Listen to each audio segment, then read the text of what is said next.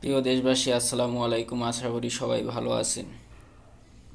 আপনারা সবাই জানেন যে 5ই আগস্ট স্বৈরাচার শেখ হাসিনার পতন হয়েছে এবং শেখ হাসিনা ভারতে আছেন। কিন্তু ভারতে বসেও তিনি এই দেশটাকে নিয়ে অনেক ষড়যন্ত্র করে যাচ্ছেন।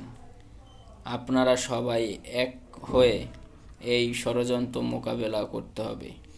বিএনপি সহ সকল রাজনৈতিক দল একাত্ম হয়ে এই ষড়যন্ত্র মোকাবেলা করতে হবে জনগণকে নিয়ে।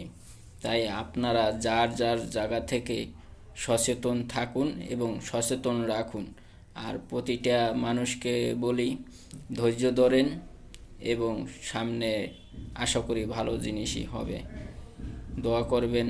দেশ ভালো থাকলে মানুষ ভালো থাকবে, মানুষ ভালো থাকলে দেশ ভালো থাকবে।